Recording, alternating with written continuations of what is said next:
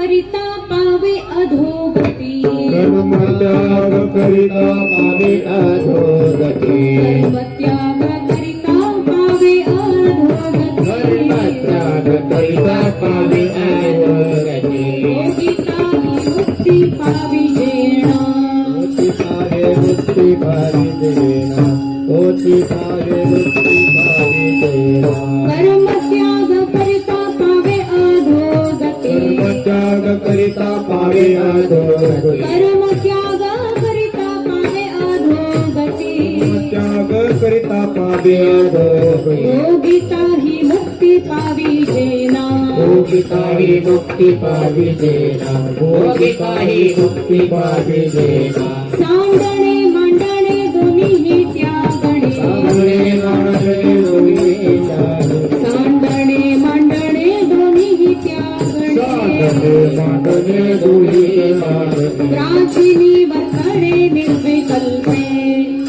कौशली सुख दुःख भोग या दोन्ही भोग सुख दुःख भोग या दोन्ही भोग सुख दुःख भोग या दोन्ही भोग सुख दुःख भोग या दोन्ही भोग न धरिजे अहंता सर्वसैव तरी जयांता सर्व कैव सांडणे मांडणे दोन्ही त्यागणे मांडले मांडले दोन्ही त्याग सांडणे मांडणे दोन्ही त्यागणे मांडले मांडले दोन्ही त्याग प्राचीनी वर्तणे निर्विकल्पे प्राचीनी वर्तने निर्विकल्पे प्राचीनी वर्तने निर्विकल्पे देह जीव शिव सर्वांशी साक्षी शिव शिव शिव सर्वाची साक्षी देह जीव शिव सर्वांशी साक्षी शिव शिव शिव सर्वाची साक्षी ज्ञानदेव लक्षी परब्रह्म ज्ञानदेव लक्ष्मी परब्रह्म ज्ञानदेव लक्ष्मी परब्रह्म सांडणे मांडणे दोन्ही त्याग ज्ञानने मानने दोन्ही त्यागिने सांडणे मांडणे दोन्ही त्याग ज्ञानने मानने दोन्ही त्यागिने प्राचीनी वर्तने निर्विकल्पे प्राचीनी वर्तने निर्विकल्पे प्राचीनी वर्तने निर्विकल्पे कुमार कुमार जय कुमार कुमार कुमार कुमार कुमार कुमार जय कुमार कुमारी कुमार कुमार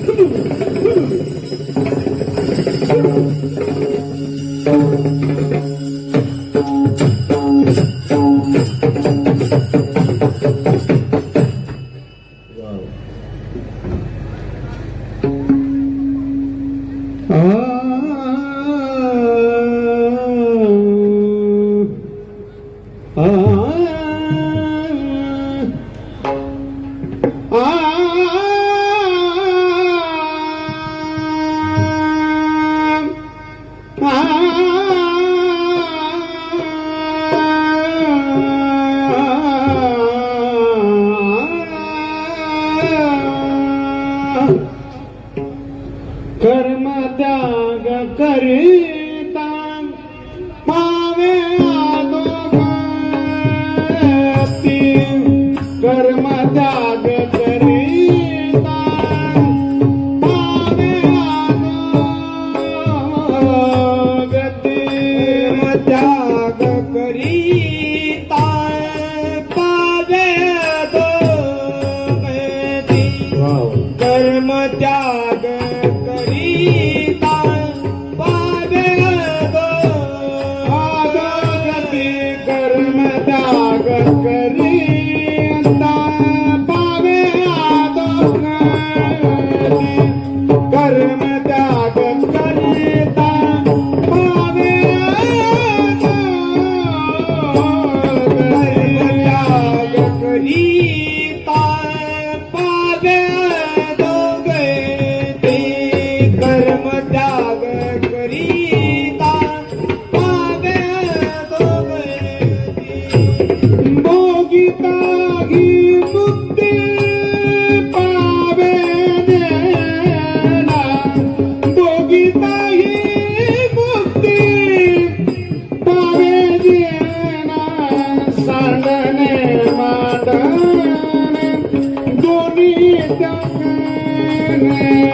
चांदणे मांडणे दोन्ही त्याने योगिताशी मुक्ती पावेची ना भोगिताची मुक्ती पावेची ना चांदणे मांडणे दोन्ही त्याने सांडणे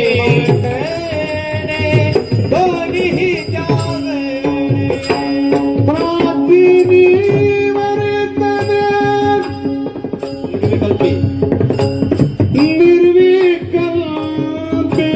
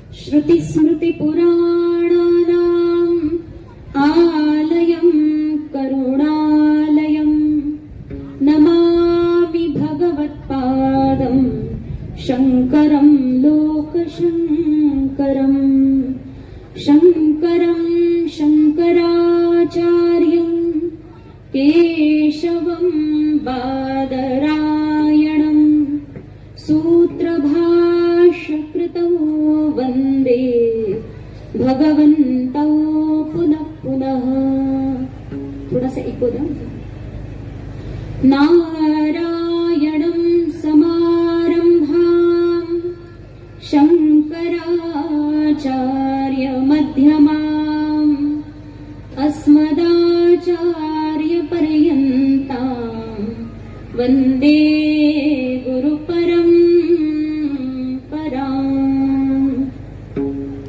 नमस्ते शारदे देवी काश्मीरपुरवासिनी त्वामहं प्रार्थये नित्यं विद्यादानं च देहि मे. ब्रह्मस्वरूपा परमा ज्योतिरूपा सनातनी सर्वविद्याधिदेवी या तस्यै वाण्यै नमो नमः. महायोगपीठे तटे भीमरथ्यां वरं पुण्डरीकाय दातुं मुनीन्द्रैः समागत्य तिष्ठन्तमानन्दकन्दम् परब्रह्मलिङ्गं भजे पाण्डुरङ्गं पाण्डुरङ्गकरो प्रथमानमन पाण्डुरङ्गकरो प्रथमानमन पाण्डुरङ्गकरो प्रथमानमन पाण्डुरङ्गकरो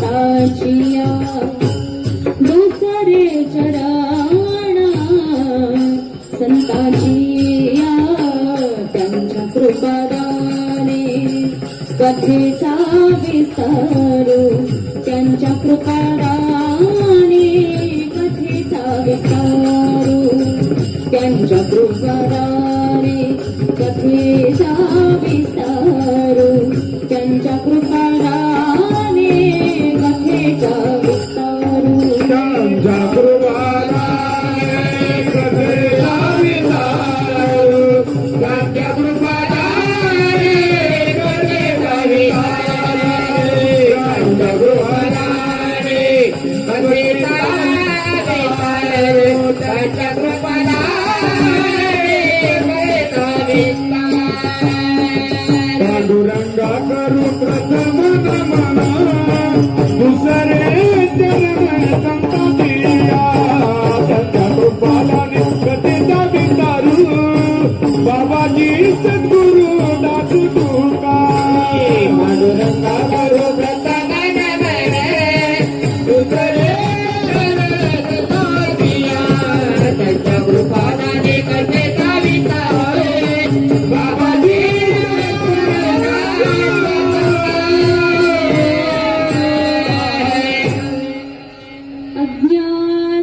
अज्ञानतिमिरान्धस्य ज्ञानाञ्जनशलाकया चक्षुरुन्मीलितं येन तस्मै श्री गुरवे नमः. ॐ नमो ज्ञानेश्वरा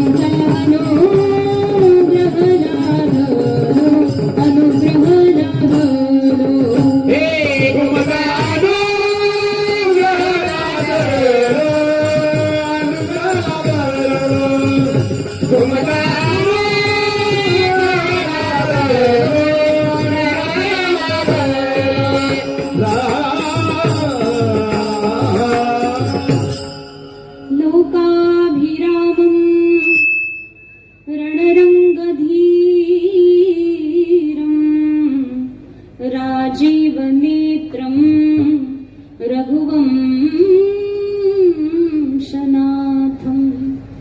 कारुण्यरूपं करुणाकरन्तं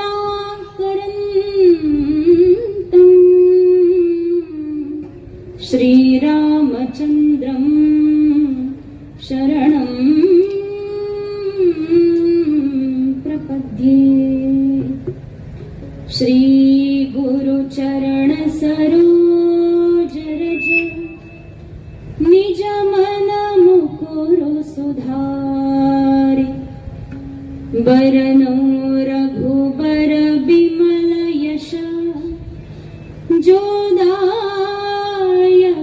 फलचारि बुद्धिहीन तनु जानिके सुमिरो पवन कुमार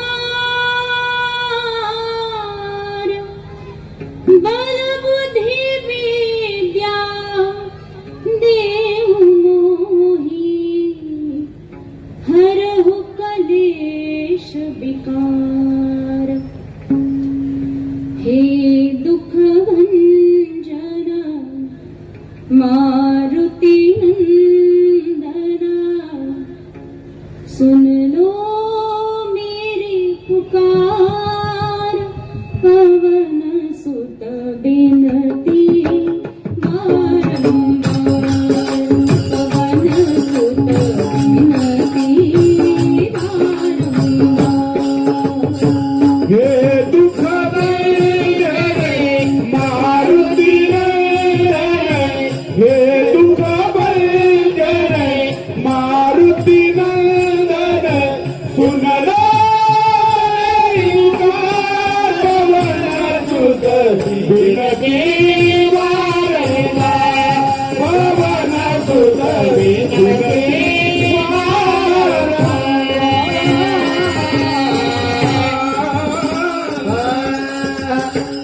अधोगती कर्मत्याग करिता पावे अधोगती भोगिता ही मुक्ती पावी जेना सांडणे मांडणे दोन्ही त्यागणे सांडणे मांडणे दोन्ही त्यागणे प्राचीनी विचारे निर्विकल्पे।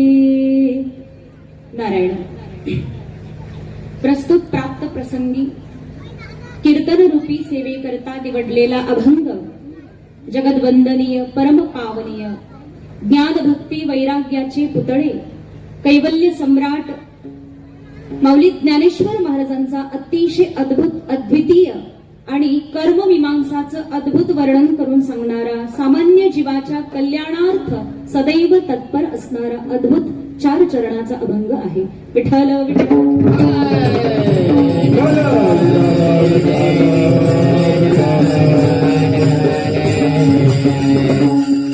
महाराज म्हणतात की अहो महाराज या विश्वामध्ये अनेक प्रकारच्या गोष्टी आहेत आणि त्या सर्व गोष्टींच्या माध्यमातून कुठेतरी एकाच रस्त्याला प्राप्त करून भगवान परमात्म्याची प्राप्ती करण्याचा एक उपाय त्या ठिकाणी सांगितला असतो। आणि अनंत शास्त्र बहुलाश्च विद्या म्हटलंय। अनेक शास्त्र आहे आणि अनेक विद्या आहेत। मग त्यापैकी आम्ही नेमकं करावं काय? जसा प्रश्न पडतो की कर्म जे आहे ते करायचं की नाही करायचं। मग कर्म जे आहे ते करायचं तर त्या ठिकाणी मुक्ती मिळत नाही म्हणतात आणि नाही केलं तरीही मुक्ती मिळू शकत नाही महाराज। म्हणजे कर्म केलं तरी अधोगती आहे आणि कर्म नाही केलं तरीही भगवंताची प्राप्ती काही नाहीये। म्हणून मग कर्म करायचं की नाही करायचं या दोन्हीही गोष्टीला सोडा। सांडणे मांडणे दोन्हीही त्यागणे। मग प्राचीनी म्हणजे अतिशय प्राचीन असे असणारे आपले वेद, आपले पुराण, उपनिषद, थोडक्यात साधू संतांची वाणी। मग अशा साधू संतांनी आपल्या करता जीवनामध्ये कल्याणप्रद असं काय सांगितलं आहे तर या गोष्टीचा पुरेपूर विचार करून शास्त्र संमत असं आचरण करून आपल्या जीवनाचं कल्याण करावं। कारण सुख आणि दुःख या दोन्हीही गोष्टी ज्या विषयामध्ये आपल्याला प्रत्येकाला पडावं लागतं, सुख असो अथवा दुःख, दोन्हीही गोष्टीचा भोग भोगावा लागतो महाराज।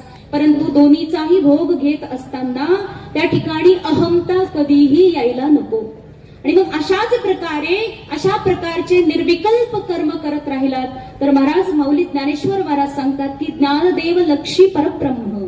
आणि मग देह असो, जीव असो, शिव असो, या तिघांचंही ऐक्य स्थापित होतं आणि साक्षात परब्रह्म परमात्म्याशी आपली गाठ होते. अर्थात सगळ्या प्रकारचं बंधन तुटून सरळ भगवान परमात्म्याची भेट होते. अशा प्रकारचा हा 4 चरणाच्या अभंगाचा अर्थ आहे. विठ्ठल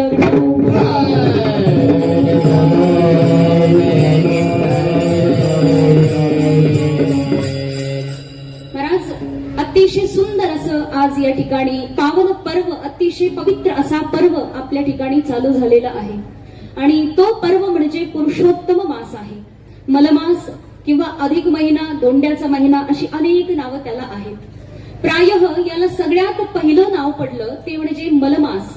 का बरं असं म्हणतात? चंद्रमास आणि सौर्यमास अशा प्रकारचे 2 प्रकारचे मास असतात, महिने असतात. आणि सूर्य महाराज जे आहेत ते आपल्या वेळेप्रमाणे गतीनुसार ते 360 दिवस पूर्ण करूनच त्या ठिकाणी 1 वर्ष संपवतात. परंतु चंद्र महाराजांना प्रत्येक वर्षी त्या ठिकाणी सूर्य महाराजांपर्यंत पोहोचायला 11 दिवस त्या ठिकाणी जास्त उरतात. म्हणजे चंद्र महाराजांचे 11 दिवस उरलेले असल्यामुळे प्रत्येक 3 वर्षातून जवळपास 11 असे जवळपास 10 दिवस धरा तिथीक्षय आदीला धरून, तर एकंदरीत दर 3 वर्षानंतर चंद्रमासाप्रमाणे 30 दिवस जास्त उरतात. आणि मग या जास्त उरलेल्या 30 दिवसांचा एक स्वतंत्र असा महिना तयार झाला. आणि मग या स्वतंत्र अशा महिन्याचं दुःख काही वेगळं होतं. ते म्हणे महाराज चैत्र महिन्यापासून तर अगदी फाल्गुन मासापर्यंत प्रत्येक मासाला कोणत्या ना कोणत्या देवानं स्वीकार केलं. कारण त्या मासाचं काहीतरी वेगळं असं पावित्र्य आहे, महिमा आहे. परंतु हा जो मलमास आहे सगळ्याचा मिळून उरलेला हा मळ आहे. मग या मलमासाला एकत्रित करून झालेला मास, याचं काय करायचं? या भगवान परमात्म्याचा नाथ कोण आहे? या मलमासाला कोण स्वीकार करेल?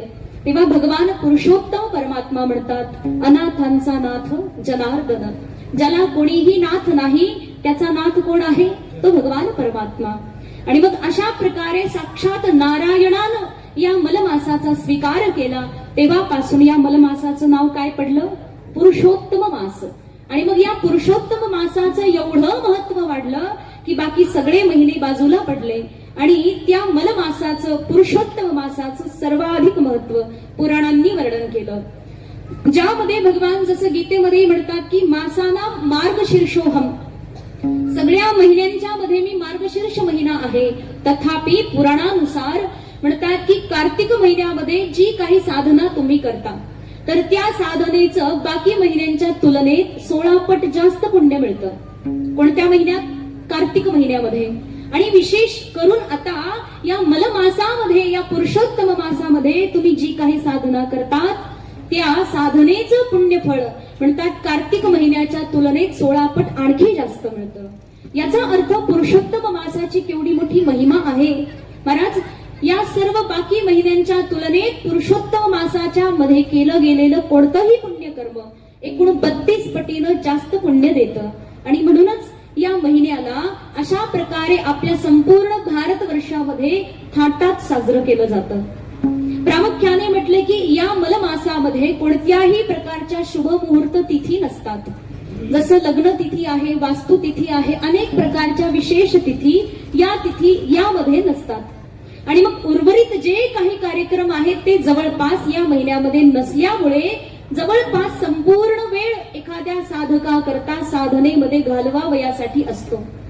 आणि अशा अतिशय पवित्र महिन्याचं औचित्य साधून आज आपल्या या वाकडी गावामध्ये हरिभक्त परायण अमोल गिरीजी महाराज यांनी अतिशय सुंदर असं त्रिदिवसात्मक कीर्तन महोत्सवाचा अद्भुत असा कार्यक्रम आयोजित केलेला आहे.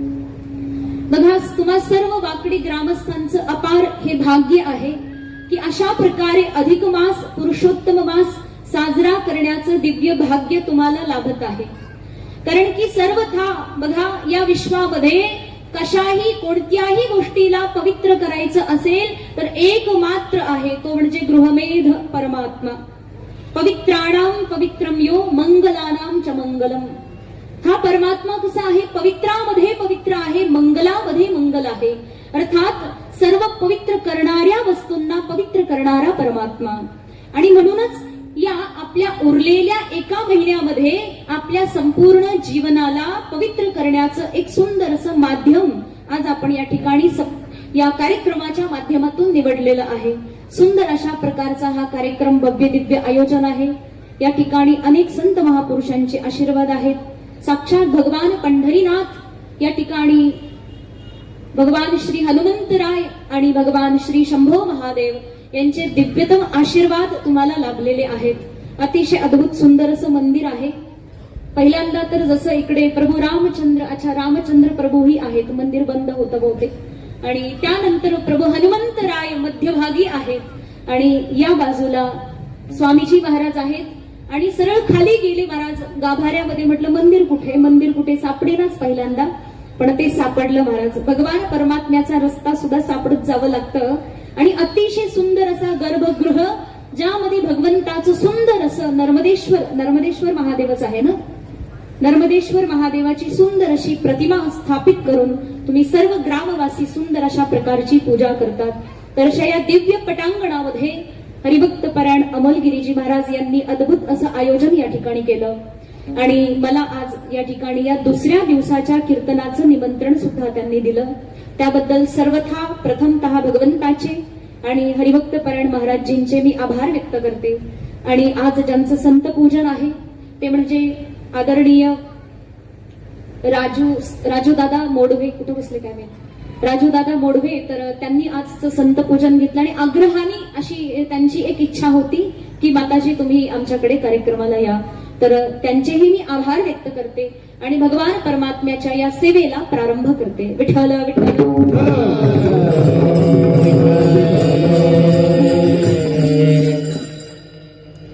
महावैष्णव माऊली ज्ञानेश्वर महाराजांचा अभंग आहे आणि संपूर्ण अभंग वेदांत परक आहे.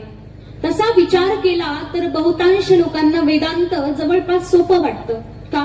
कारण की तुम्ही म्हणणार आमच्या तर डोक्यावरून जातं, परंतु सामान्यतः थोडा अभ्यास करणारा व्यक्ती तो म्हणतो की वेदांत फार सोपं आहे.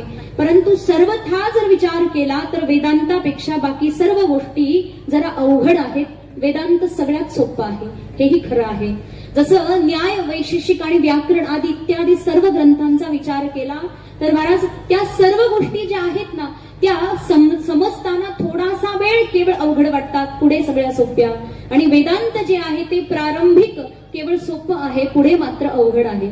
कारण वेदांत शिकत असताना अनेक प्रकारच्या विरोधाभासांचं, अनेक प्रकारच्या फलविरोधांचं, अनेक प्रकारच्या साधन विरोधांचं सुद्धा त्या ठिकाणी तोंड सामोरं जावं लागतं महाराज.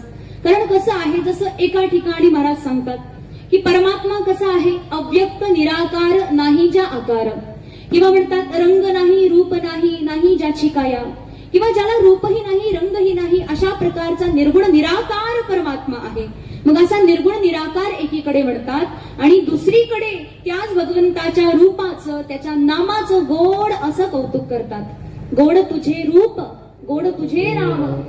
म्हणजे बघा, एवढं मोठं सुंदर असं कौतुक भगवंताच्या नामाचं केलं आणि त्याच्या धामाचं केलं, त्याच्या सुंदर अशा लीलांचं, एवढंच नाही त्याच्या रूपाचं वर्णन केलं.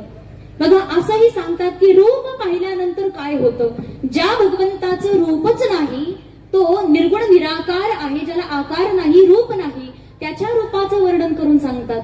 रूप पाहता लोचनी, लोचनी रूप पाहता लोचनी, लोचनी रूप पाहता लोचनी, लोचनी रूप पाहता लोचनी, लोचनी रूप पाहता लोचनी, लोचनी रूप पाहता लोचनी, लोचनी रूप पाहता लोचनी, लोचनी रूप पाहता लोचनी. सुख झाले हो साजणी, सुख झाले हो साजणी, साजणी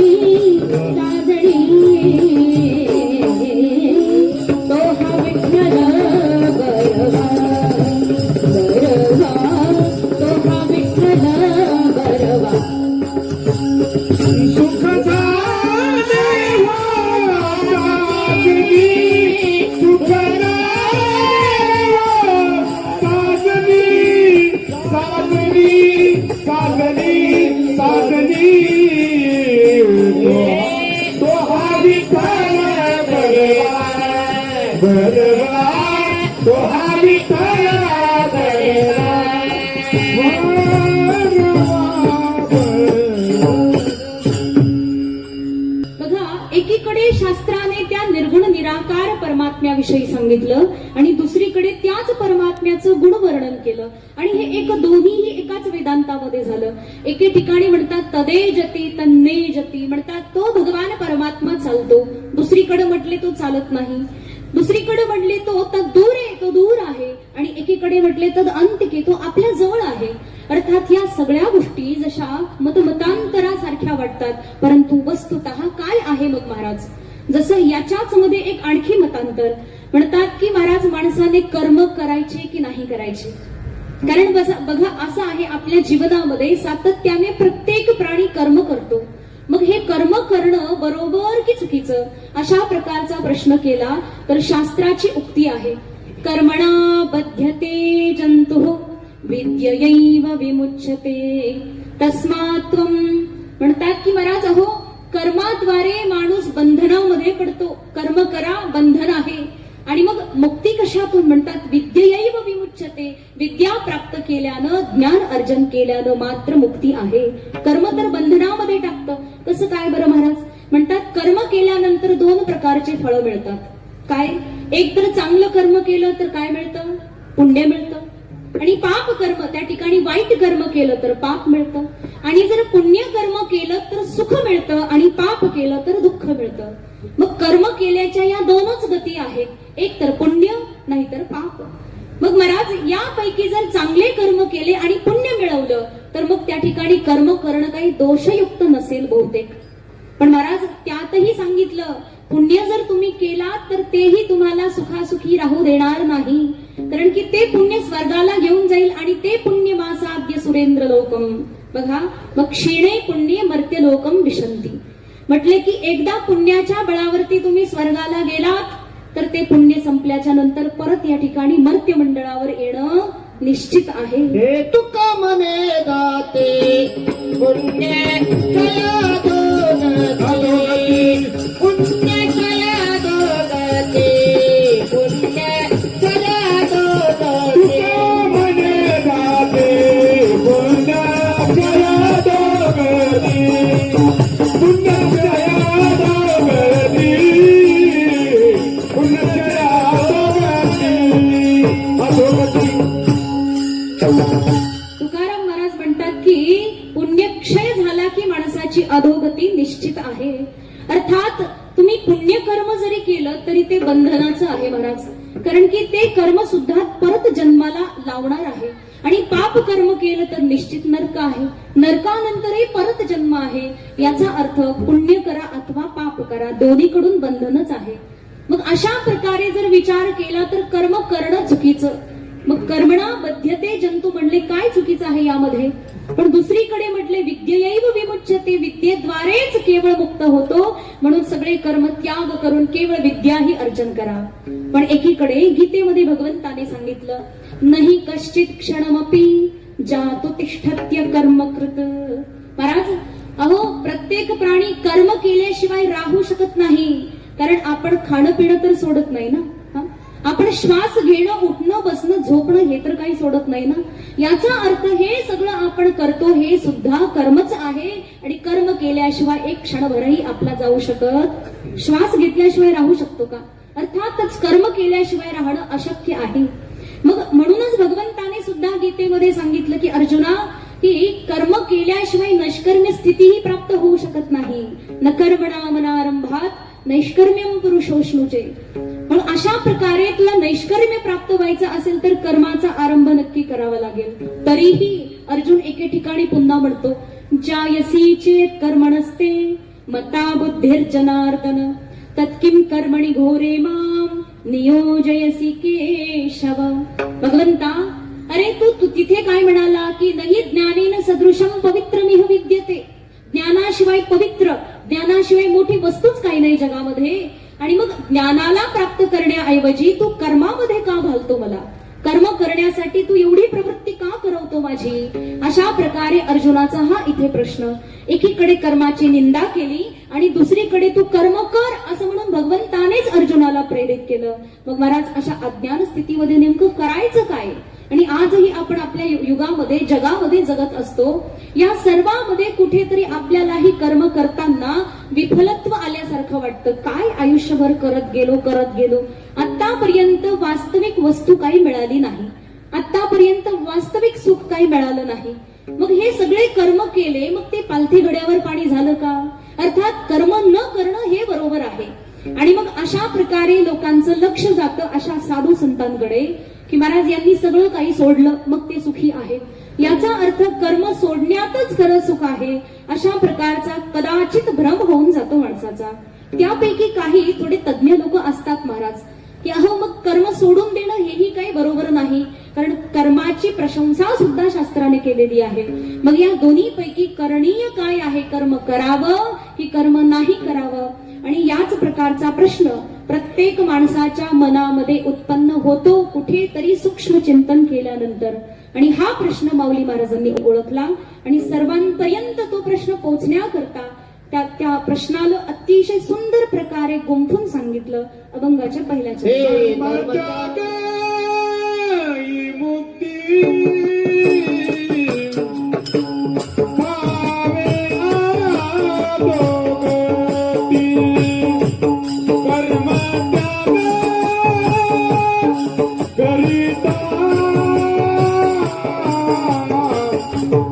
पावे अधोगती.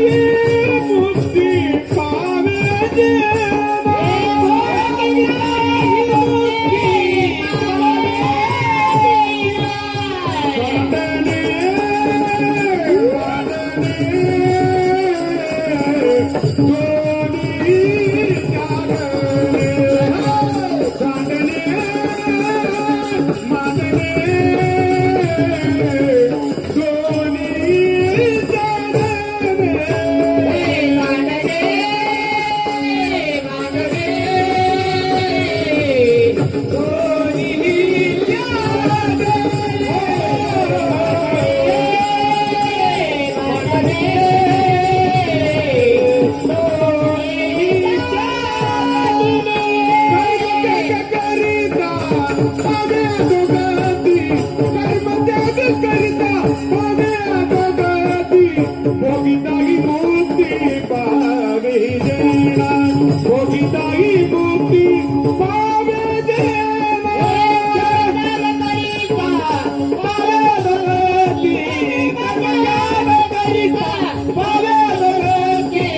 भोगिताही मुक्ती पावे देना, भोगिताही मुक्ती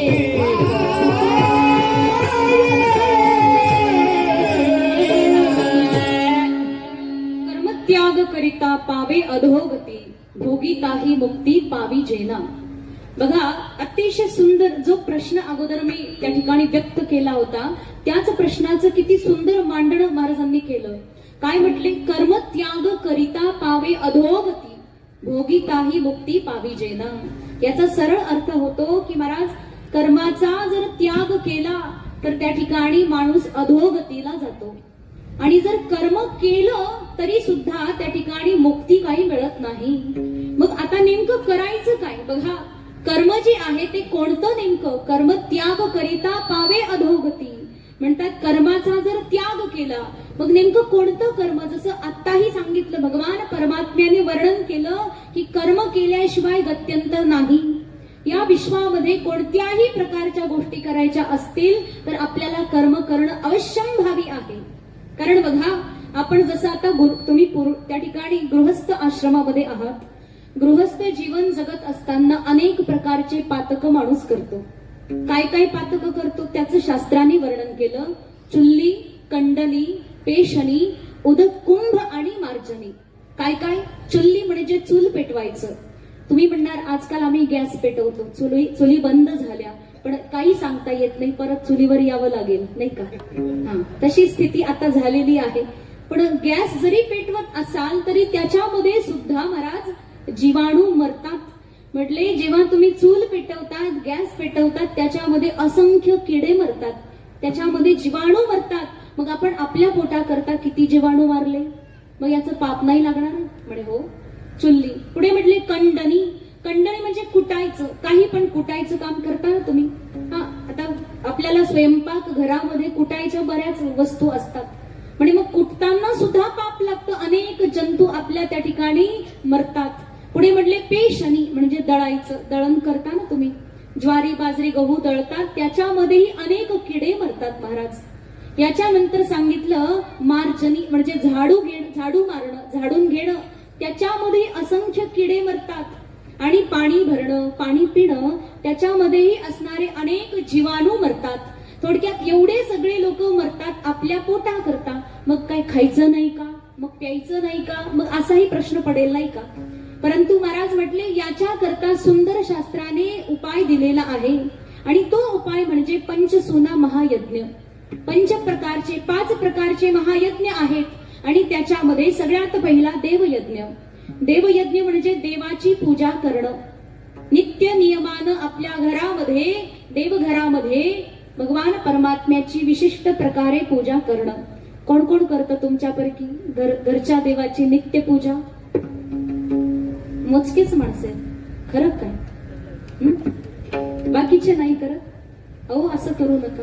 हा भरपूर लोक आहेत. तर अनेक प्रकारे देवपूजा. तर देवपूजा का करायची त्याचं वर्णन केलं महाराज. भगवान परमात्म्याने आपल्यासाठी काय म्हणून नाही केलं.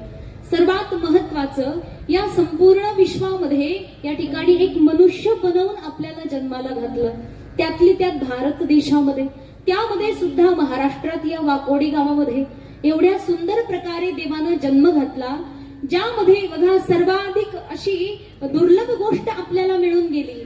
जसं भगवान आदिगुरु शंकराचार्य महाराज सांगतात की या विश्वामध्ये 3 गोष्टी फार दुर्लभ आहेत. त्यापैकी मनुष्यत्वम, दुसरी मुमुक्षत्वम आणि तिसरी महापुरुष संश्रयाः. पहिली कोणती? मनुष्य. मनुष्याचं शरीर मिळणं हे फार दुर्लभ आहे. आणि ते आपल्याला मिळालं म्हणजे आपण पहिली परीक्षा पास केली, बरोबर आहे. पण नुसता माणूस म्हणून जन्म घेऊन उपयोग काय महाराज? त्या माणसाला जर भगवंताच्या भक्तीचा जराही लेप नाही, लवलेशही नाही, अशा व्यक्तीचं त्या ठिकाणी काय व्हायचं? म्हणून त्या ठिकाणी म्हटले की जर मनुष्यामध्ये मनुष्यत्व नसेल, मनुष्यामध्ये मनुष्यत्व बुद्धी नसेल, म्हणजे वास्तविक मुमुक्षत्व येणं म्हणजे महाराज मी या सगळ्या प्रकारच्या संकटामध्ये, दुःखामध्ये आहे, प्रपंचाच्या सर्वथा वेदनेमध्ये मी भाजून होरपळून निघालो आहे महाराज. मग कृपा करून या सगळ्या बंधनाला तोडून मला मुक्त करा, काय मी उद्धार पावेन, काय कृपा करीन. मग अशा प्रकारची इच्छा मनामध्ये होत असेल तर त्याला मुमुक्षत्व म्हणतात. आणि ही इच्छा मनामध्ये येणं दुसरं दुर्लभ आहे. चित्त पांडुरंगा दुरतरते, चित्त पांडुरंगा दुरतरते, चित्त पांडुरंगा दुरतये, चित्त पांडुरंगा दुरतये. पैयाची दशा येईल माझे अंगा, पैयाची दशा येईल माझे अंगा, पैयाची दशा येईल माझे अंगा, पैयाची दशा येईल माझे अंगा.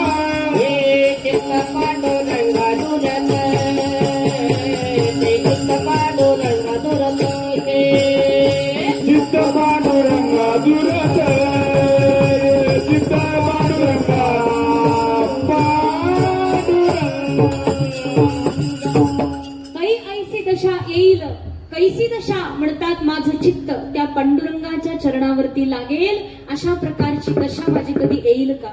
अशा प्रकारचा भाव मनामध्ये जागं होणं हेही दुर्लभ आहे. नाहीतर प्रपंचाच्या दुःखामध्ये दुःख असंच असतं आणि याला सहन करावंच लागतं आणि प्रपंचात असंच असतं असं म्हणून त्या ठिकाणी मोकळं समाधान मानून घेणाऱ्या लोकांच्या तुलनेत हा माणूस फार बरा, ज्याच्या चित्तामध्ये भगवंताविषयी प्रेम आहे आणि कशाही प्रकारे या सगळ्या बंधनातून सुटका मला पाहिजे अशी आटोकाट इच्छा ज्या व्यक्तीची आहे त्याला हे दुसरं दुर्लभ मिळालं असं समजायचं. मग हे दुसरं दुर्लभ आणि त्याच्यामध्ये सुद्धा हे मिळूनही उपयोग जास्त होणार नाही महाराज जर संतांची संगती मिळाली नाही तर. म्हणून महापुरुष संश्रया हा म्हटलंय की या सर्वथा सर्वोपरी महापुरुषांचा संग आहे.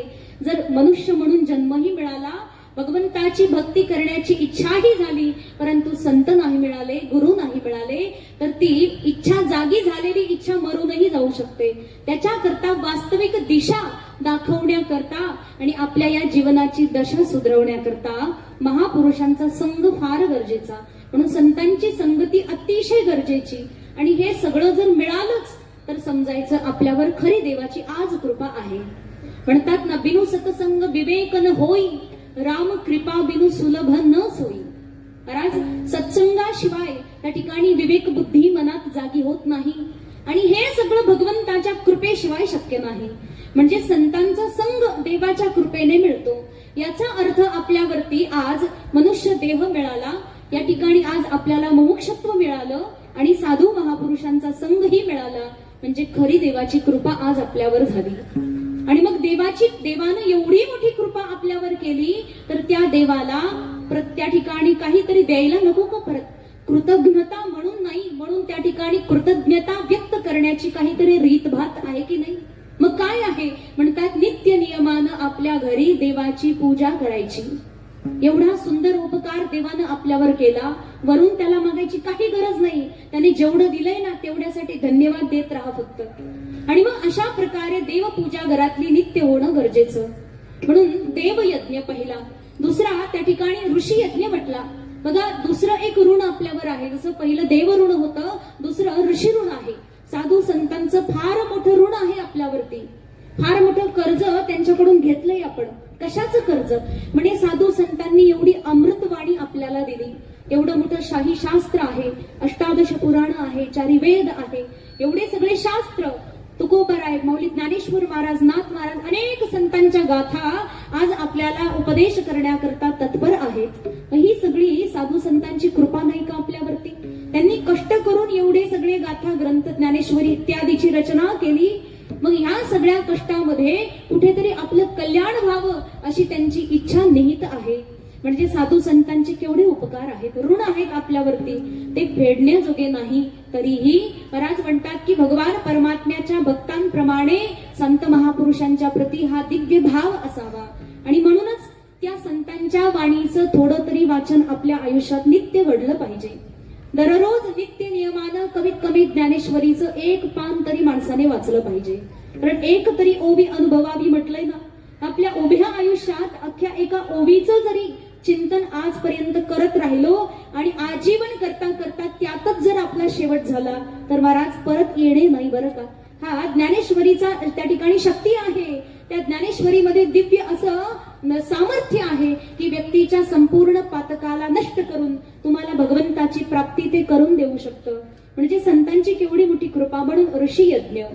त्यानंतर म्हटले की पितृयज्ञ करावा. आपल्या आई वडिलांनी आपल्या करता काय नाही केलं, सर्वथा त्यांचं अवर्णनीय असं आहे. या विश्वामध्ये एकही नाही जो आई वडिलांचे उपकार फेडू शकतो. मग आई वडिलांच्या प्रतीही कृतज्ञ म्हणून नाही, त्याच्याकरता आई वडिलांची जीवित आहे तोपर्यंत सेवा आणि गेल्यानंतरही त्यांच्या प्रित्यर्थ सर्व श्राद्धादी कर्म जे शास्त्राने सांगितलेले आहेत त्या सर्वाचं विशेष पालन करणं. अशा प्रकारे पितृयज्ञ त्या ठिकाणी संपन्न होतो. पुढे म्हटले महाराज की या सर्वाच्या नंतरही अतिथी यज्ञ आणि भूत यज्ञ शिल्लक राहतो. अतिथी आपल्या घरी येणारा पाहुणा. कोणता पाहुणा?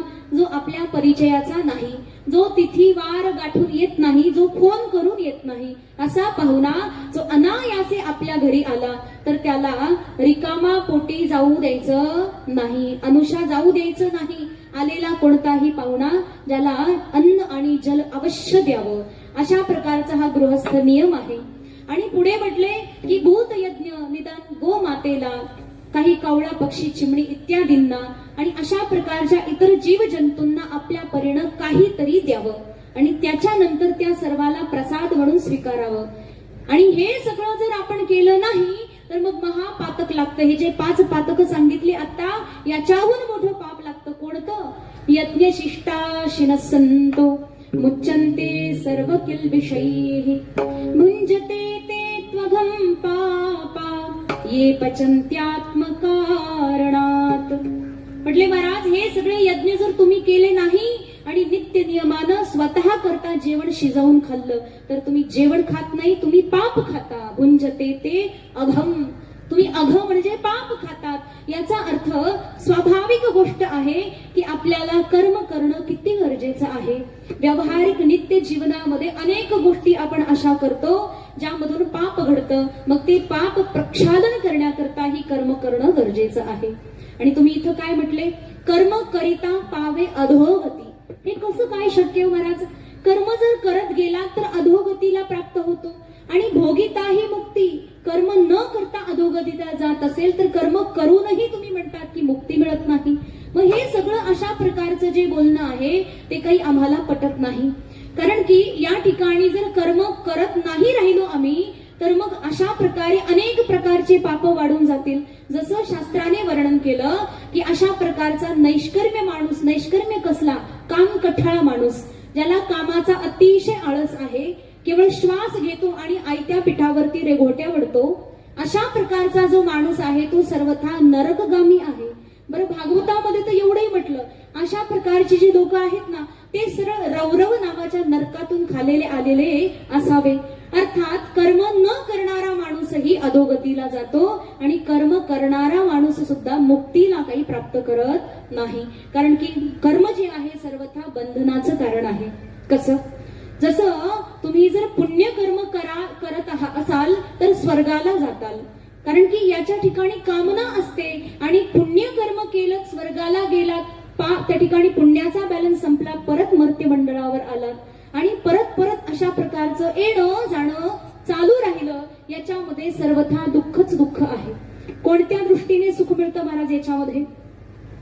कारण भगवान शंकराचार्य काय म्हटले? परत येणं आणि जाणं काही सुखाचं आहे का?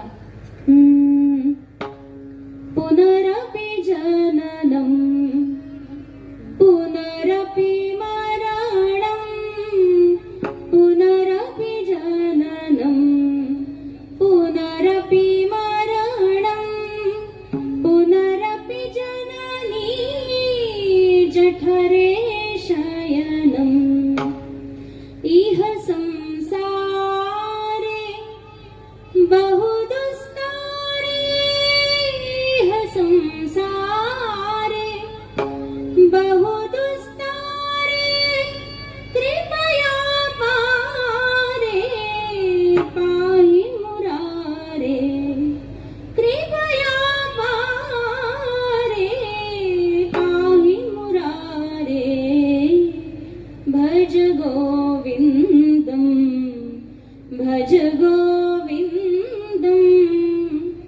गोविंदम भज मूढमते.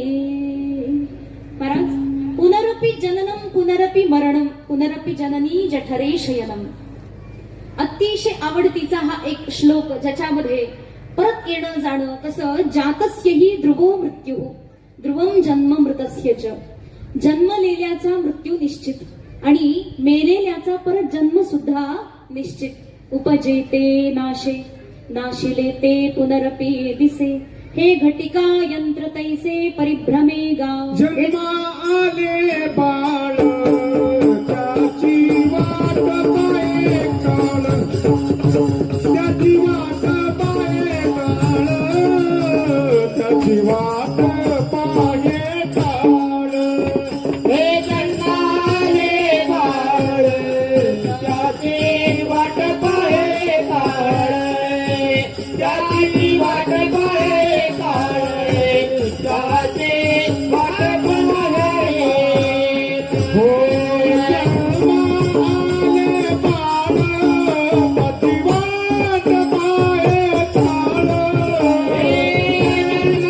जन्माले बाळ त्याची वाट पाहे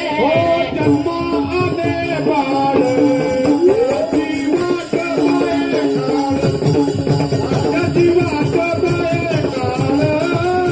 त्याची वाट पाहे हो जन्माले बाळ त्याची वाट पाहे काळ त्याची वाट पाहे काळ जन्मा आले बाळ त्याची वाट पाहे कोण काळ काळ म्हणजे कोण मृत्यू जन्माला आल्याबरोबर त्याची मृत्यू वाट बघत असतो चल ये ये ये म्हणून आणि आपल्याला माहिती आहे का म्हणतात तो काळ डोक्यावरती बसलेला आहे आणि कधी गिळून घेईल सांगता येत नाही आपल्याला तरी माहिती आहे का कधी मरायचं बरं उद्याची सकाळ पाहू शकतो की नाही एवढी सुद्धा खात्री आपल्याकडे नाही अगदी जलभुतभुतवत असं पाण्यावरच्या बुडबुड्याप्रमाणे हे असं जीवन आहे ज्याची घटका भराची सुद्धा शाश्वती नाही क्या जीवन की प्रक्रियास क्या जीवन की प्रक्रिया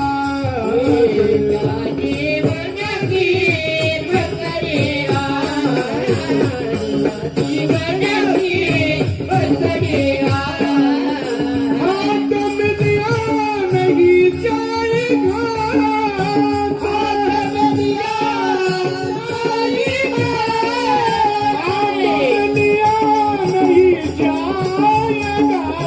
हाथ में दिया नहीं जाएगा क्या जीवन की प्रक्रिया क्या जीवन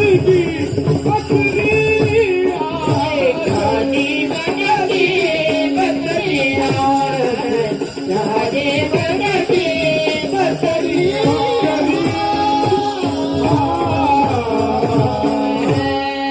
या जीवनाची कशाही प्रकारची शाश्वती नाही म्हणून याच्याकडून कशाच प्रकारची आशा धरायची नाही मग महाराज एकीकडे तुम्ही म्हटले की कर्म करायला गेलं तरीही अधोगती आहे आणि कर्म नाही केलं तरी सुद्धा त्या ठिकाणी अधोगती अर्थात अशा प्रकारचं हे काय नेमकं करणीय आहे कर्म करत जरी बसलं तरी मुक्ती भगवंताची प्राप्ती काही होत नाही मग नेमकं आम्ही करायचं काय तेव्हा महाराजांनी उत्तर दिलं अभंगाच्या दुसऱ्या सांडणे मांडणे दोन्ही त्यागणे सांडणे मांडणे दोन्ही त्यागणे सांडणे मांडणे दोन्ही त्यागणे सांडणे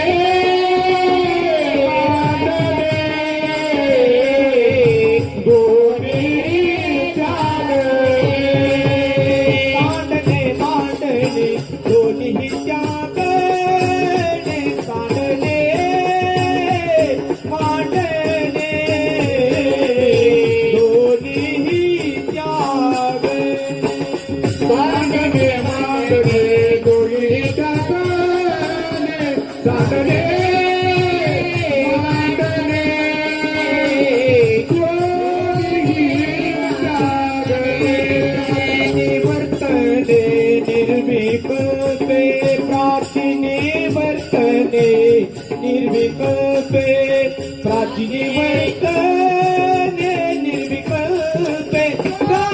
वर्तने निर्विकल्पे काटणे मांडणे दोन्ही काटणे मांडणे दोन्ही प्राचीने वर्तने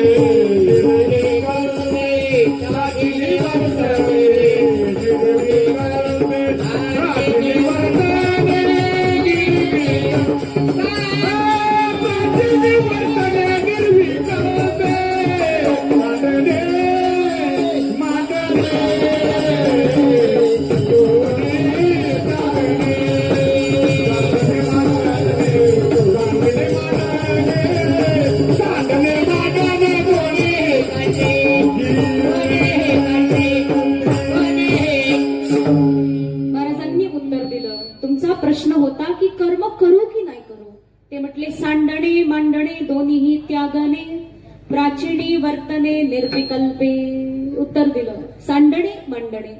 सांडणे म्हणजे कर्म सोडून देणे, मांडणे म्हणजे कर्म करणे. महाराज म्हटले कर्म सोडून देणे आणि कर्म करणे या दोन्हीलाही त्याग करा. असं कसं म्हणतात महाराज? आता याचा अन्वय प्रत्येक शब्दाशी लावा. सांडणे त्यागणे, मांडणे त्यागणे. म्हणजे सांडणे सुद्धा त्यागायचं आहे, मांडणे सुद्धा त्यागायचं आहे. सांडणे म्हणजे काय म्हणतात? कर्म त्याग करणं म्हणजे कर्म न करणं याला सांडणे म्हणायचं. मग कर्म न करणे जे आहे त्याचा त्याग करा. मांडणे म्हणजे काय? कर्म करणे जे आहे मांडणे त्याचाही त्याग करा, कर्म करण्याचाही त्याग करा आणि कर्म न करण्याचाही त्याग करा. काहीतरी कळालं का हो महाराज याच्यामध्ये? काय बोलले? कर्म न करणे याचा त्याग करा. सांडणे, सांडणे म्हणजे सोडणे, कर्म सोडून द्यायचा तुम्ही त्याग करा. याचा अर्थ काय होतो? म्हणतात कर्म न करण्याचा जो विचार आपल्या डोक्यामध्ये बसलेला आहे ना, त्या विचाराचा त्याग करा. कर्म न करण्याचा विचार जो डोक्यात बसलेला आहे त्या विचाराचा त्याग करा म्हणजे कर्म करा. काय अर्थ झाला? कर्म न करण्याचा विचार सोडा म्हणजे कर्म करा. अर्थात याचा हाच अर्थ झाला सांडणे, त्या ठिकाणी त्यागणे. आणि मांडणे म्हणतात की कर्म करण्याचा जो विचार तुमच्या डोक्यात घुसलेला आहे त्या विचाराचा त्याग करा म्हणजे कर्माला त्याग करा. आता म्हणजे नेमकं कर्म कोणतं असेल बरं महाराज? याचा सगळ्यात सुंदर असा उपाय शास्त्रकार सांगतात की या सगळ्यात पहिलं जे सांडणे त्यागणे म्हटले ना, म्हणजे जे कर्म तुमच्या डोक्यामध्ये करण्यासाठी प्रविष्ट झालेले आहेत असे निषिद्ध कर्म, शास्त्राने ज्या कर्माला करू नको असं म्हटलेलं आहे असे निषिद्ध कर्म तुम्ही त्याग करा. कोणते कर्म शास्त्राने करायला मना केलं बरं महाराज? सगळ्यात पहिलं शास्त्र सांगते सत्यम वद असत्यम मा वद. म्हणजे काय? खरं बोल, खोटं बोलू नको, चोरी करू नको, अत्याचार करू नको, हिंसा करू नको, अभद्र आचरण करू नको, मोठ्या वडीलधाऱ्या लोकांची सेवा कर. अशा प्रकारचं शास्त्राने केवढं सुंदर वचन, म्हणजे भगवान परमात्म्याचं हे जे शास्त्र एवढं या ठिकाणी आपल्याला आचरण करत करत देवापर्यंत घेऊन जाते, याचं किती काटेकोरपणे पालन करणं गरजेचं आहे. म्हणजे सांडणे त्यागणे म्हणजे जे कर्म तुम्हाला शास्त्राने करू नको असं म्हटलेलं आहे तरीही तुम्ही करतात त्या निषिद्ध कर्माचा तुम्ही त्याग करा. पण निषिद्ध कर्म केल्यानं काय होतं? म्हणे सरळ सरळ नरक आहे.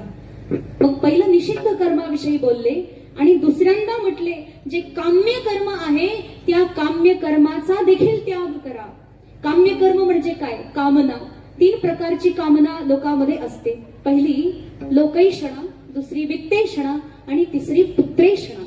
लोकेषणा म्हणजे लोकांमध्ये मला प्रसिद्धी मिळावी, सामान्य अर्थ झाला हा. पण लोकेषणेचा खरा अर्थ आहे मला मेल्यानंतर लोक चांगला मिळावा, कोणता स्वर्ग मिळावा, पितृलोक मिळावा. अशा प्रकारची कामना मनामध्ये येते आणि त्या कामनेपोटी माणूस कर्म करतो. काय करतो? अग्निहोत्रम जुहोती स्वर्ग कामः, नित्य अग्निहोत्र करेल, चित्रया यजेत, अनेक प्रकारचे यज्ञ करेल ज्या यज्ञांच्या माध्यमातून मला स्वर्ग मिळावा, मला पितृलोक मिळावं, मला गंधर्व लोक मिळावं. अशा प्रकारच्या लोकाची तो कामना करतो. ही कामना कामनेच्या पोटी केलं जाणारं जे काही कर्म आहे त्याला काम्य कर्म असं म्हणतात आणि या काम्य कर्मालाच तुम्ही त्यागायचं आहे. अशा प्रकारचं या ठिकाणी वर्णन केलं. याला म्हणतात सांडणे त्यागणे. आणि मग दुसरं काय आहे? म्हणजे मांडणे. मांडणे सुद्धा त्याग करायचं आहे. मांडणे काय? म्हणजे जे कर्म करण्याची तुमची प्रवृत्ती होते, जे कर्म करण्याची इच्छा आहे त्यालाही त्याग करा.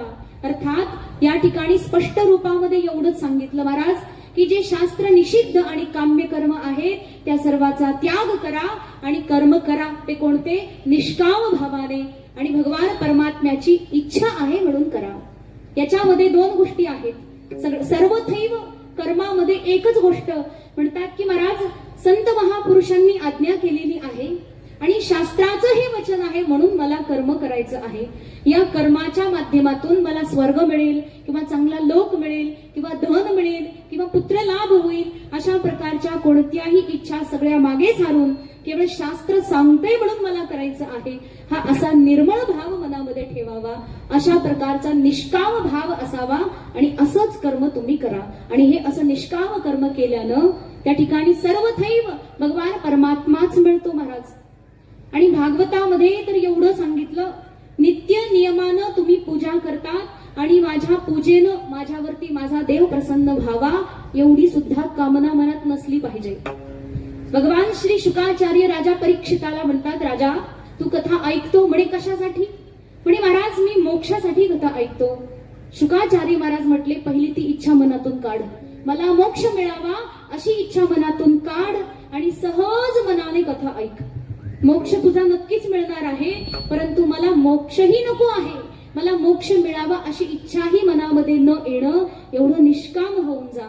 अशा प्रकारचं निष्काम कर्म त्या ठिकाणी व्यक्तीनं करावं. का तर केवळ आज्ञा वाहोनिया शिरी सांगितले तेची करी.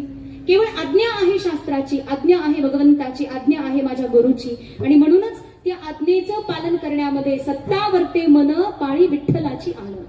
मग भगवंताची आण घेऊन सांगतो मी की मी माझ्या भगवंताच्या आज्ञेला त्या ठिकाणी डोक्यावरती वहन करेल, म्हणजे पालन करेल. अशा प्रकारचं हे कर्म जे की देवानं मला सांगितलं निष्काम भावाने मी अखंडपणे करतच राहील. मग या कर्माच्या मध्ये बघा महाराज 3 प्रकारच्या गोष्टी. सगळ्यात पहिलं कर्म, उपासना आणि ज्ञान. आता तुम्ही म्हणणार या तिन्हीला कर्मात कसं काय मोडलं? कारण की आपल्या करता साधना आहे ही आणि ही साधना सुद्धा आपल्यासाठी कर्मच आहे. मग याच्या करता सगळ्यात पहिलं कर्म, दुसरी उपासना. हे सगळं कशा करता बरं महाराज? म्हणतात अंतःकरणामध्ये अनेक जन्मीची धूळ जमलेली आहे. जसं म्हणतात की तुम्ही शेतकरी माणसं घराच्या बाहेर गाई बैलांना पाणी पाजण्याकरता एक हौद बनवतात, आहे की नाही? तुमच्या घरापुढं असतो ना. म्हणतात त्या हौदामध्ये पाणी भरलेलं होतं, त्या पाण्यामध्ये तुम्हाला तुमचं स्वतःचं प्रतिबिंब पाहायची इच्छा झाली आणि मग काय केलं तुम्ही? पटकन पळत गेले आणि जाऊन डोकावले. परंतु डोकावल्यानंतर तुम्हाला तुमचं प्रतिबिंब काही दिसलं नाही. का बरं दिसलं नसेल? शेवाळ जमलं होतं ना, कचरा जमला होता, पाला पाचोळा जमला होता, त्याच्यामुळे तुम्हाला तुमचं प्रतिबिंब दिसलं नाही. मग काय करावं लागेल त्याकरता? शेवाळ काढावं लागेल, कचरा सगळा बाजूला करून फेकून द्यावा लागेल. आता डोकावल्यानंतर चित्र दिसेल की नाही तुमचं? दिसेल? दिसेल का? नाही दिसत आहे. का? म्हणजे अजूनही ते पाणी महाराज स्थिर नाहीये, अस्थिर आहे, पाणी हलत आहे. अशा हलणाऱ्या पाण्यामध्ये सुद्धा स्वतःचं प्रतिबिंब दिसत नाही. म्हणजे याचा अर्थ सगळ्यात पहिलं कचरा काढा, ते पाणी स्थिर होण्याची वाट बघा आणि त्यानंतर ते पाणी जेव्हा स्थिर होईल केवळ डोकवायची गरज आहे, तुम्हाला तुमचं प्रतिबिंब दिसत आहे. बस अशाच प्रकारची प्रक्रिया भगवंताच्या प्राप्तीकरता असते. आपलं जे चित्त आहे ते चित्त सुद्धा एक दर्पण आहे आणि त्याच्यावरती अनेक जन्मीची धूळ जमलेली आहे, एका जन्माचं नाही. अनेक जन्मीचा मळ नावाचा दोष जमलेला आहे आणि त्या दोषाचं प्रक्षालन करायचं असेल तर निष्काम भावाने कर्म करावे लागते. येऊनी गोपाळ रागे ते, येऊनी गोपाळ रागे ते, येऊनी गोपाळ रागे ते, येऊनी गोपाळ रागे ते. तुका मनी चित्त करारे निर्मळ, येऊनी गोपाळ रागे ते, येऊनी गोपाळ रागे ते. तुका मनी चित्त करारे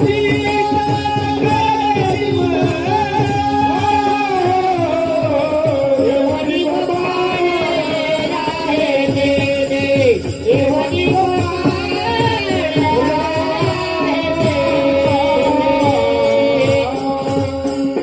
तुका म्हणे चित्त करारे निर्मळ. चित्त जर निर्मळ केलं, बघा भगवंत तिथे आधीचाच आहे, कायम स्वरूपीचा प्रतिबिंबित आहे, परंतु तो दिसत नाही कारण चित्तावरती मळ जमलेला आहे. मग त्या मळाला पहिलं काय करावं लागेल? स्वच्छ करावं लागेल. कशानं करायचं? झाडून करायचं, खराट्याने करायचं.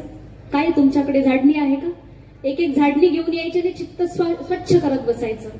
महाराज हा झाडू जो आहे ना तो निष्काम कर्मयोग आहे आणि हा निष्काम कर्मयोग केला तर चित्तामध्ये असणारा सगळा मळ स्वच्छ. निष्काम कर्म करायचे, परंतु कर्मामधून आशा करायची नाही फळाची, की मला हे कर्म केल्यानं ते फळ मिळावं अशी अजिबात मनात इच्छा करायची नाही. मग निष्काम कर्म केल्यानं चित्त स्वच्छ होतं.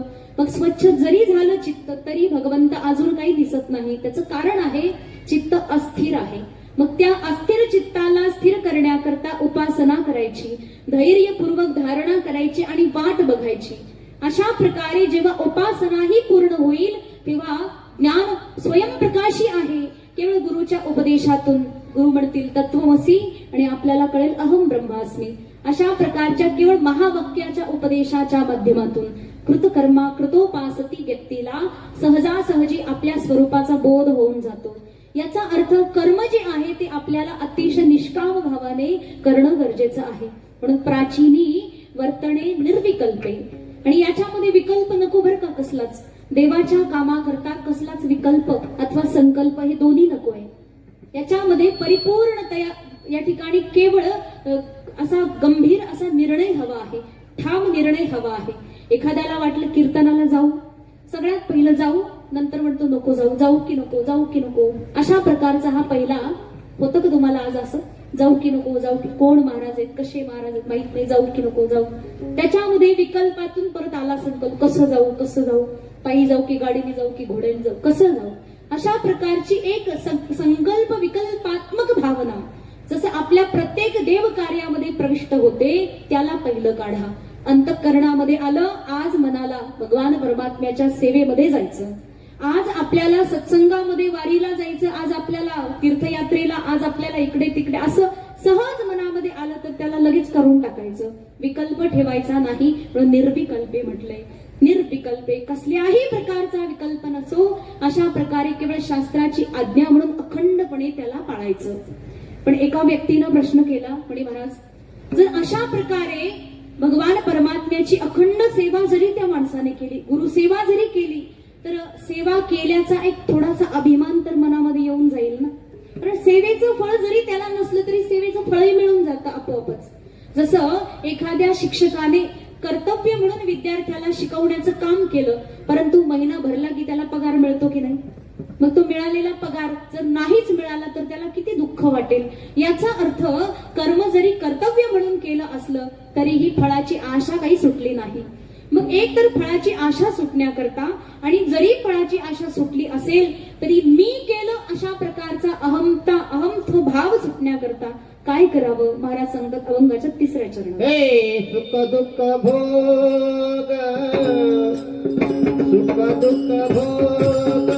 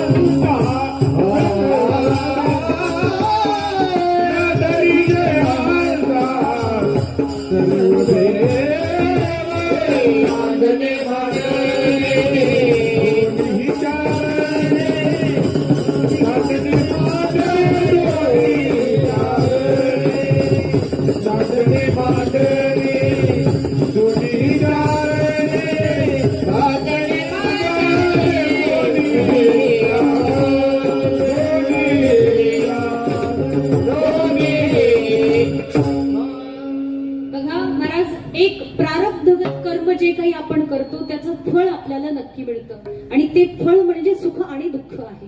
हे सुख आणि दुःख हे दोन्हीही भोग भोगत असताना चित्तामध्ये सर्वथा अहंकार येऊ नये. कारण की स्वतः स्वाभाविक जरी माणसाला कर्माच्या फळाची आशा नसली तरी म्हणायला काय लागतंय की मी केलं म्हणून झालं, मी केलं नसतं तर झालंच नसतं. अर्थात हे सगळं जे कर्म आहे त्याचं क्रेडिट मी घेतो. अर्थात सहज स्वभावपणे माणसाला अहंकार त्या ठिकाणी येतो. मग ही जी अहमता आहे ती कधीही येऊ नये. आणि अहंकार जर आला तर काय होतं? अहंकार विमूढात्मा कर्ताहमिति मन्यते. हा विमूढ असणारा अहंकार तो कर्ता असल्याचा अभिमान करतो की मी केलं. आणि हा अहंकार अतिशय घातक आहे महाराज. किती घातक आहे म्हणतात की जसं एखाद्या सप्ताहाच्या काल्याच्या कीर्तनाला छानशी खीर बनवली. तुम्ही खाल्ली का कधी खीर सप्ताहामध्ये? कल्पना करायला काय जाते.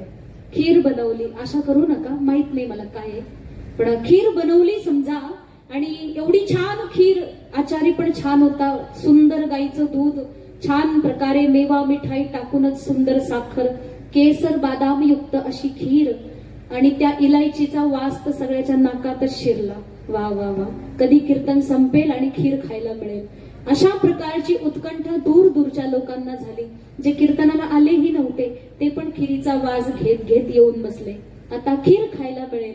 पण एका शहाण्या माणसानं काय केलं महाराज, म्हणे एक ग्लास भरून रॉकेल घेतलं आणि त्या खिरीत टाकून दिलं. बोला, एवढी सर्वगुण संपन्न खीर काय कामाची.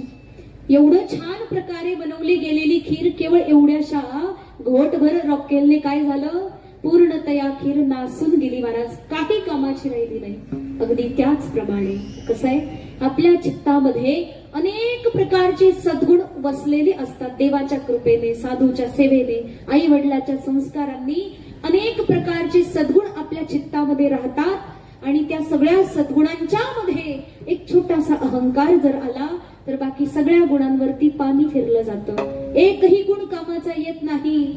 अशा प्रकारे जसा त्या खिरीचा नाश झाला तसं म्हणतात सगळ्या गुणांचा नाश करण्याकरता हा अहंकार बसलेला आहे. अहंकार आला तुका मने वाया गेला, तुका मने वाया गेला, तुका मने वाया गेला, तुका मने वाया गेला,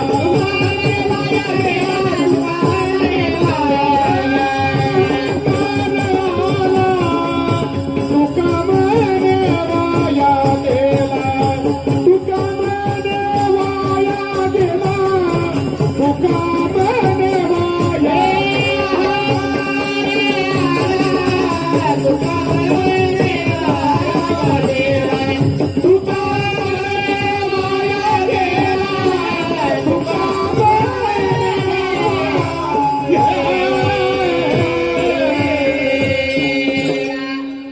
अहंकार जर चित्तामध्ये आला तर तो व्यक्ती वाया गेला महाराज, काही कामाचा राहिला नाही.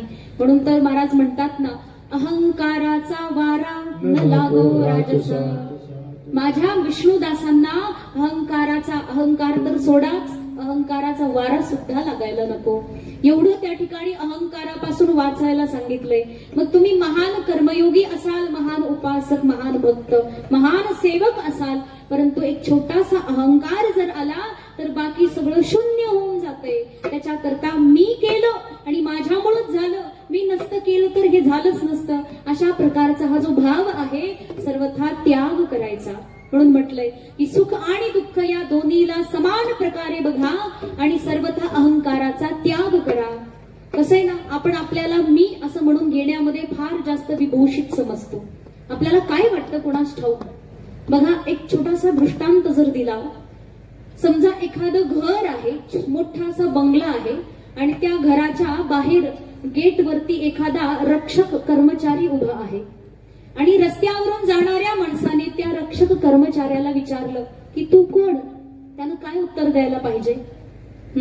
या बंगल्याचा राखणदार आहे मी, एवढं म्हटलं ठीक आहे. पण त्या माणसाने थोडी बुद्धी चालवली आणि म्हटलं काय नाही, या बंगल्याचा मालक आहे मी. बरं दिसतं का हे, मी या घराचा मालक आहे असं म्हणणं त्याच्याकरता जेवढं अशोभनीय आहे ना तेवढंच आपल्या करता आहे. बोला, हे सगळं जे आपण ज्याला की हे घर माझं, या जमिनीचा मी मालक, या गाडीचा मी मालक असं आपण जे सांगतो, मला त्या व्यक्तीला प्रश्न विचारायचा आहे, जन्म घेताना हे सगळं घेऊन आलता का खिशात. जन्माला येताना खिसा होता, सोडा विषय. जन्म घेताना खिसा नव्हता, मरायच्या वेळी खिशात किती रुपये ठेवतात घरचे. तुम्हाला माहिती ना, आम्ही काही मयत पाहिली नाही कोणाची. तुम्ही बोला, खिशामध्ये किती रुपये ठेवतात तुम्ही. किती करोडपतीचा मालक असू द्या मेलेला, पण त्याच्या खिशात किती रुपये ठेवतात, एकही नाही. बघा महाराज, जन्म घेताना खिसा नव्हता, मरायच्या वेळी खिशात एकही रुपया नव्हता, पण अवघं आयुष्य सरलं त्या खिशाला भरण्यामध्ये, पण खिसा काही भरला नाही. बघा केवढा खोल असेल तो खिसा, भरलाच नाही. आयुष्य संपलं, त्या खिशाने आयुष्य खाऊन टाकलं, पण तो तरीही भरला. पण खिशाला भरायच्या नादी लागायचं नाही. हे शहाण्याचं काम आहे. आणि मूर्खाचं कोणाचं आहे? जो याच्याच मागे पळाला. आपण म्हणतो की या घराचा मी मालक. खरा मालक कोण आहे? आपण कोण आहे? रखवालदारनं केवळ रक्षण करण्याकरता, राखण करण्याकरता पाठवलेलं भगवान परमात्म्याने सेवेकरी पाठवलं. या घराची, या संपत्तीची रक्षा कर. पण रक्षा करता करता करता काय भूत घुसलं? आपणच त्याचे स्वामी बनून गेलो महाराज. जसं या ठिकाणी त्या घर मालकाला वेगळं ठेवून जर त्याने स्वतः मी मालक आहे असं म्हणणं चुकीचं आहे. अगदी तद्वत आपण या देहाचे सुद्धा स्वामी नाहीयेत, कारण या देहापासून सुद्धा आपण अतिरिक्त आहोत. जसं आपण दवाखान्यात गेलो, डॉक्टरने विचारलं काय झालं तुम्हाला, तुम्ही म्हणणार की काही नाही, मी पोट दुखतंय. काय म्हणणार तुम्ही? मी पोट दुखतंय, मी डोकं दुखतंय, मी हात दुखतोय, मी अंग दुखतंय असं म्हणतात का तुम्ही? तुमच्याकडे काय म्हणतात? प्रश्नच आहे मोठा. तुमचं काहीच दुखत नाही कधी, नाही का? सगळ्यांचं सगळं दुखतंय. मी डोकं दुखतंय असं म्हणता की माझं डोकं दुखतंय म्हणता? बोला. म्हणजे तुम्हालाही कळतं की मी डोकं नाही, माझं डोकं आहे. मी हात नाही, माझा हात आहे. मी पाय नाही, माझा पाय आहे. मी देह नाही, मी अंग नाही, माझं अंग आहे. जर हे अंग मी नाही तर मग मी आहे कोण? हा प्रश्न वेगळाच राहिला कायमचा. आणि या प्रश्नाला घेऊनच माणूस मरतो. या देहाला मी समजत बसतो. ही एवढी मोठी विचित्र अशी जी अहमता आहे ती सर्वथा येऊ नये माणसाच्या अंगामध्ये. ही अहमता सर्वथा घातक आहे. म्हणून या सर्वावरती जो मोह वाढत चालला याला संपूर्णतया नष्ट करून केवळ परब्रह्म परमात्म्याच्या भजनामध्ये रमावं, ही एवढी साधना साधू लोक करतात. त्यांना बाकी कोणत्या जगाशी काही घेणं देणं नसतं. न लगे मुक्ती आणि संपदा, संपदा न लगे मुक्ती आणि संपदा, नलगे मुक्ती आणि संपदा, नलगे मुक्ती आणि संपदा. संत संग देई सादा, संत संग देई सदा, गुण गाईन आवडी, आवडी गुण गाईन आवडी.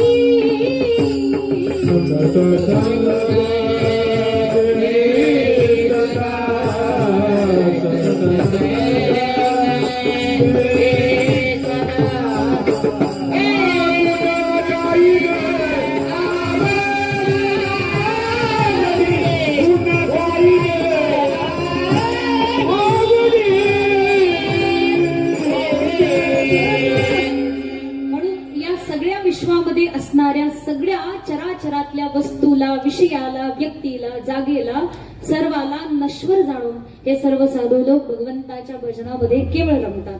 मग सगळ्या प्रकारच्या गोष्टीला त्याग भगवंताच्या विषयावर, भगवान परमात्म्याच्या चरणावरती करतात. घालून या भार राहिलो निश्चिंती. बघा तुका म्हणे घालू तयावरी भार, वाहू हा संसार देवापायी. सगळं भगवान परमात्म्याच्या चरणावरती वाहून दिलं आणि एक नाम हरी याच्या व्यतिरिक्त दुसरं काहीही नाही. हे देवी न जीव सुख नो, हे देवी न जीवा सुख नो, हे देवी न जीवा सुख नो, हे देवी न जीवा सुख नो.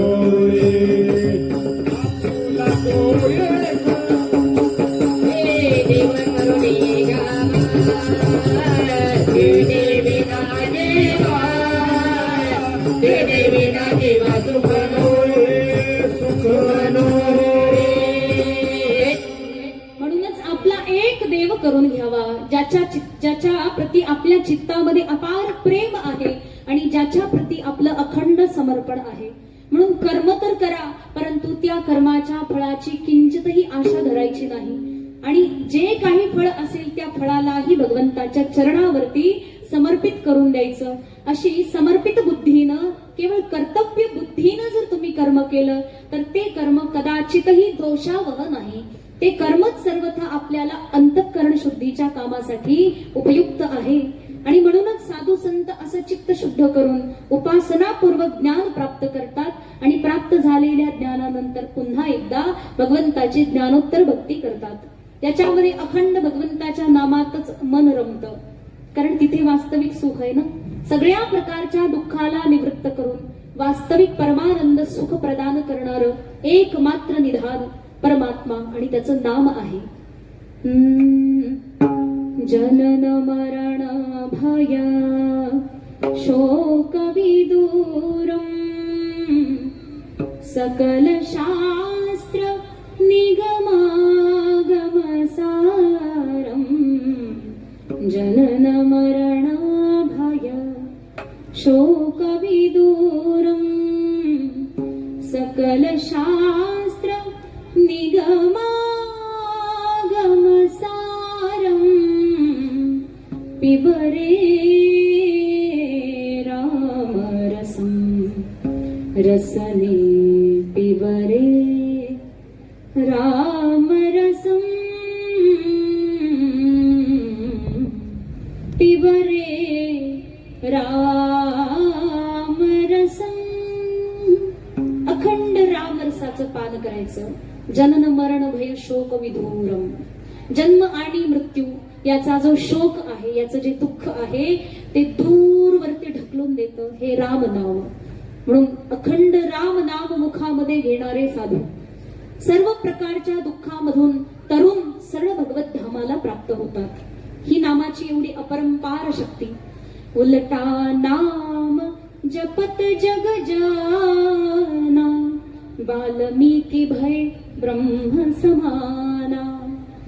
वाल्मिकी ऋषी, ज्यांचं पूर्वीचं नाव रत्नाकर होतं, त्यांना राम असं म्हणता येत नव्हतं, तर ते काय म्हणायचे? मरा मरा. उलटा नाम जपत जग जाना. त्या जिभेवरती एवढं पाप बसलं होतं की देवाचं सरळ नावच निघत नव्हतं, तर देवाचं उलट नाव घेत बसले. त्या नामाची एवढी महिमा की वाल्मिकी सरळ ब्रह्मर्षी झाले. महाराज, एवढी मोठी शक्ती देवाच्या नामामध्ये असेल तर बाकी सगळीकडे आपण कशाला डोकत बसतो?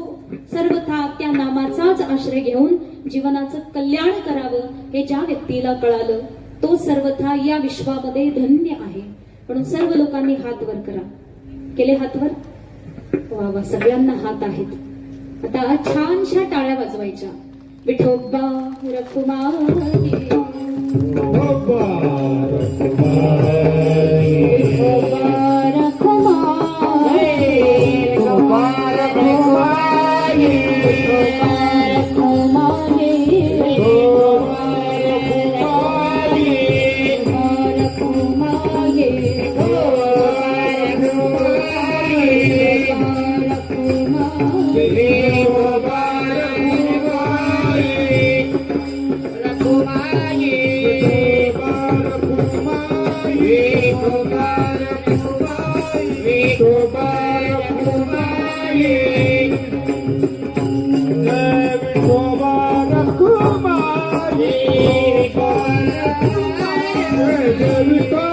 रखुमाई,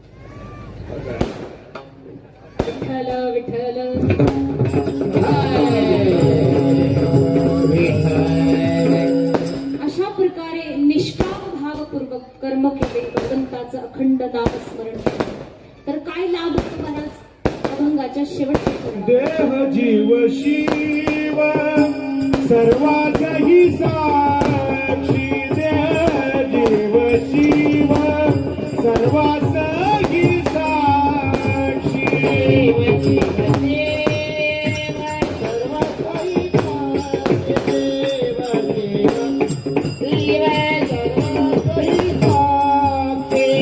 ज्ञानदेवी लक्ष परब्रह्म, ज्ञानदेवी लक्ष परब्रह्म, सांडणे मांडणे दोन्ही त्यागणे, सांडणे मांडणे दोन्ही त्यागणे.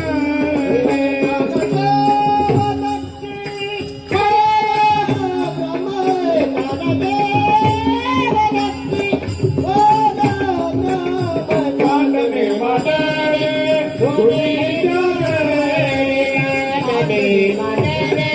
दोन्ही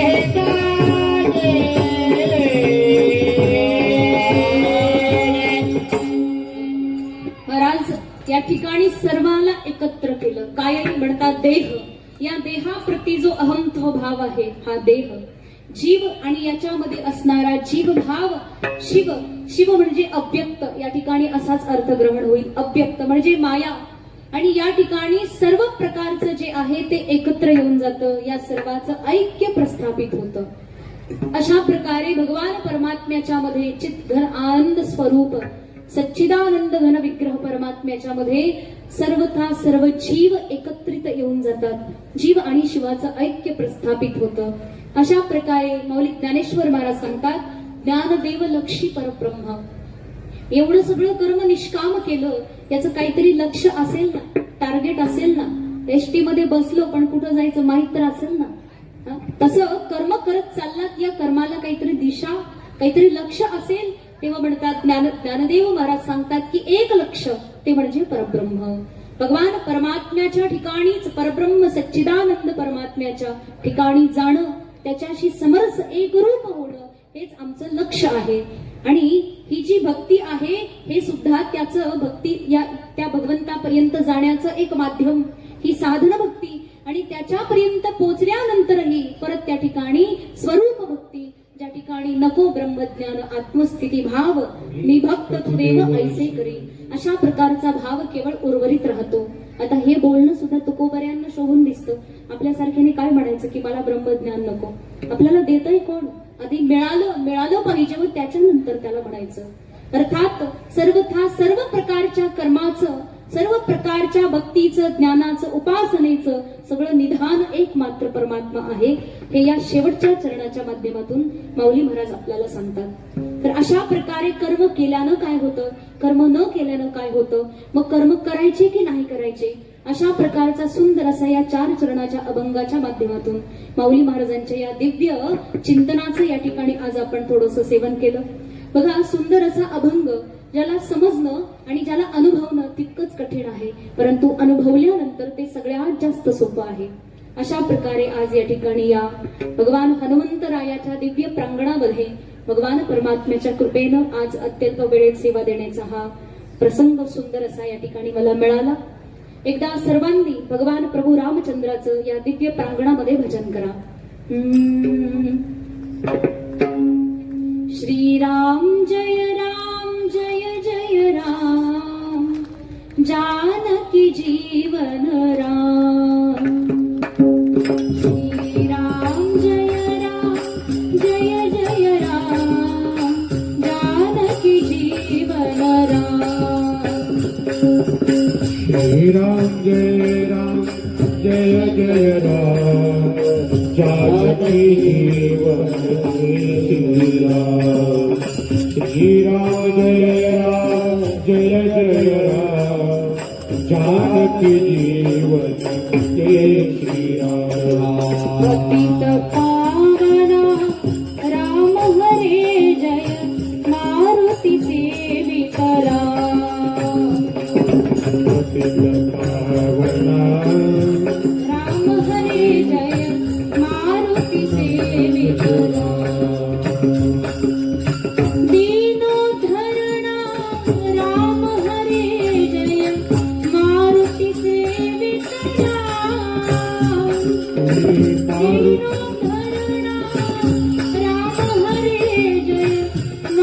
भक्ती सेवित राम जय जय राम जय रघुराम जानकी जीवन राम जय जय राम जय रघुराम जानकी जीवन राम श्री राम जय जय राम जानकी जीवन राम श्री राम जय जय राम जानकी जीवन जानकी ज्ञानेश्वरा माऊली ज्ञानराज माऊली ज्ञानेश्वरा माऊली ज्ञानराज माऊली